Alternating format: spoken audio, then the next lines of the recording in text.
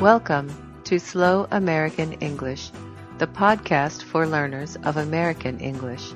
I'm your host, Karen Tolliver.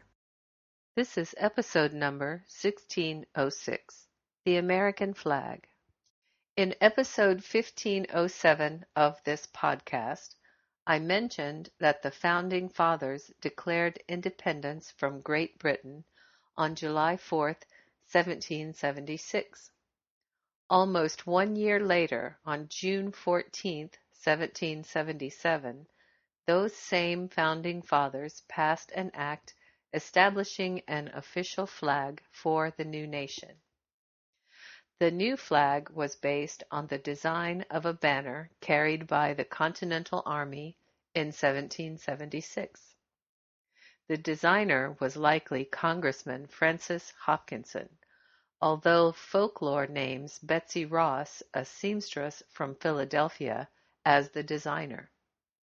Ask anyone who grew up in America about the first flag, and they will probably say Betsy Ross made it. The American flag has undergone several changes through the years, mainly regarding the arrangement of the stars. Today's flag has a blue square in the upper left corner with 50 stars arranged on it in a geometric pattern. The rest of the flag consists of 13 red and white stripes, 7 red ones alternating with 6 white ones. The 13 stripes represent the 13 original colonies. The 50 stars represent the 50 states and are arranged into a group to signify the union of individual states into one country. As for the colors, blue is for vigilance, perseverance, and justice. White is for purity and innocence, and red is for hardiness and valor. People use several nicknames for the flag. One is Old Glory, after a nickname for a particular flag owned by William Driver, a Massachusetts sea captain. Another nickname is the Star-Spangled Banner, after the name of the national anthem. Yet another nickname for the flag is the Stars and Stripes, for obvious reasons.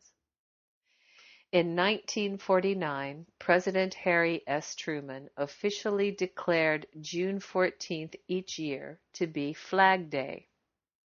Although it is not a federal holiday, some communities have a local legal holiday on that date. Interestingly, the U.S. Army celebrates its birthday on June 14th as well.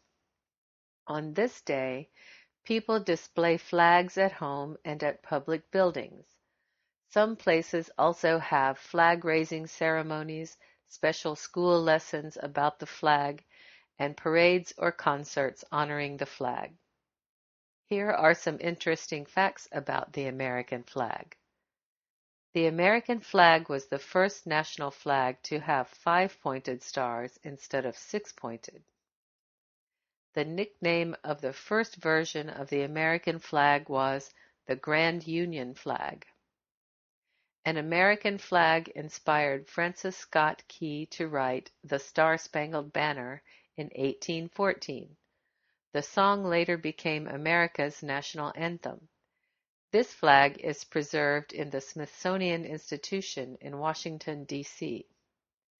A total of 6 American flags are planted on the moon. Neil Armstrong planted the first one in 1969.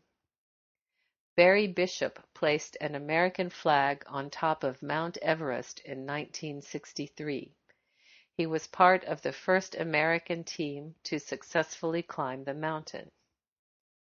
Residents of the USA can get a flag that has been flown over the nation's Capitol building in Washington, D.C., by ordering it from their congressional representative.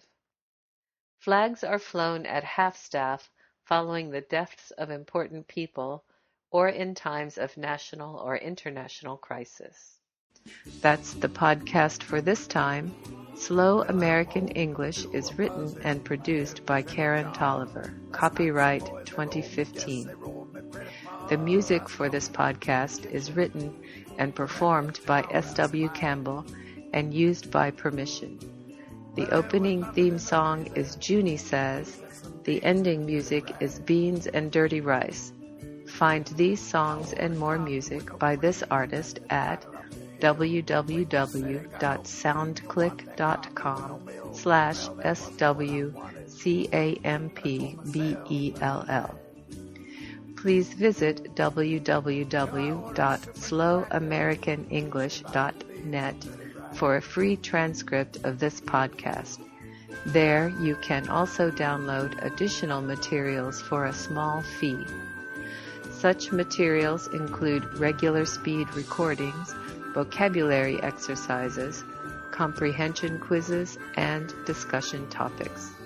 You can subscribe to Slow American English for free via iTunes.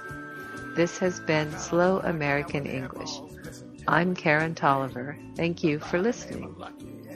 Showed up one day. Well, that cat ain't good for nothing. Least of all, it catches fire.